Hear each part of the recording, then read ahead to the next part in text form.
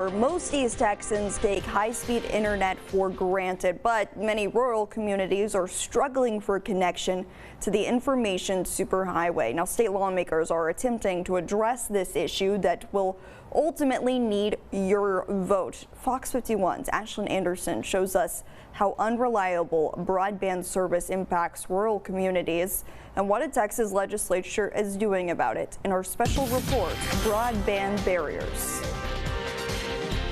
Broadband isn't broad for all. Its reach can be quite narrow for some parts of the state. Almost 1 out of 4 Texans have internet access. The other 3 million households are left in the dark. Deep East Texas is rural, but we're not remote. Millions of people, especially in rural areas, are disconnected from a modern building block to a better quality of life. Kennard ISD, home to 200 students in Houston County, faces this problem every day. We have about 153 square miles of national forest located in our school district, so it is very dense, and so therefore access is very limited and spotty. Dual credit students even have to turn parking lots into classrooms. For many, the only place they can grab a signal is on campus or the town's public library. We have many students who come up on the weekends or during the week, later in the evening, and utilize our parking lot and our Wi-Fi to upload their assignments. And when students were forced out of face-to-face learning during the pandemic, remote classes only amplified existing problems for Kennard ISD and many others.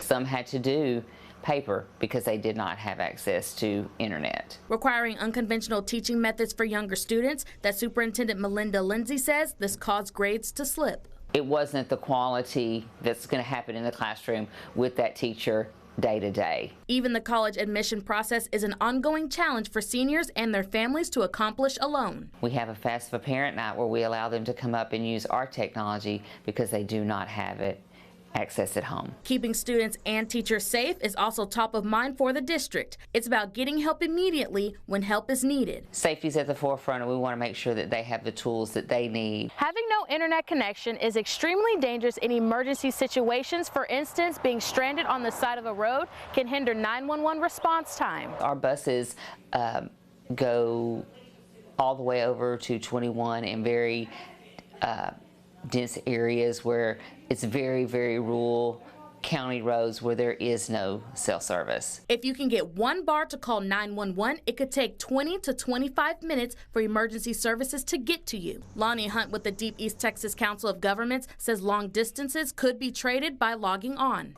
I don't know if we'll ever have enough doctors and medical professionals for our rural region, but I know that we can provide better health care if we could take advantage of telehealth services. Taking your doctor's office visit to your computer screen. If we can bring the resources to them in their home, then we have a much better opportunity to address some of those behavioral and emotional issues that can help prevent lots of other problems. But it all requires dependable internet. Federal and state government maps show wide coverage. Deep East Texans say loading screens prove they are not. The state map shows that most of Shelby County has internet service. When we go to Shelby County, that's not what we hear from the folks in Shelby County. In an effort to challenge the findings, KETK is asking East Texans to put their high-speed services to the test at home, business, and school. In reality, there are red, unserved areas in Deep East Texas, and that's what we're trying to prove up with this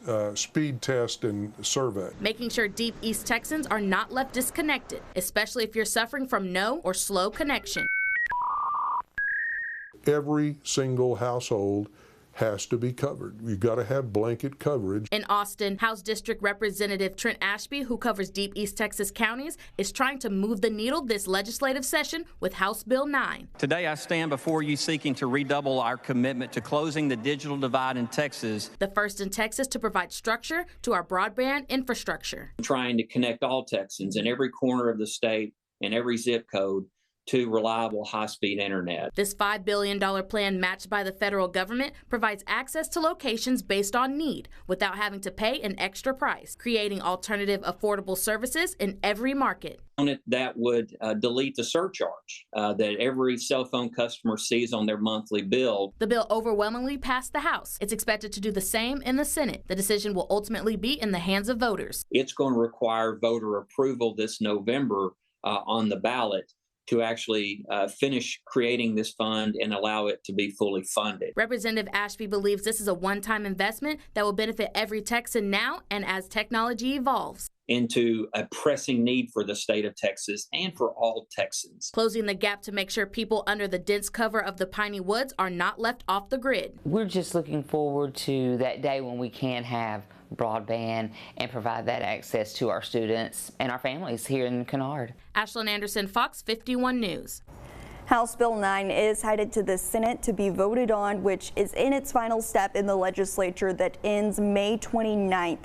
If passed, it will head to the governor's desk to be signed, and Representative Ashby is expecting East Texans to see measurable progress in the next 2 to 4 years.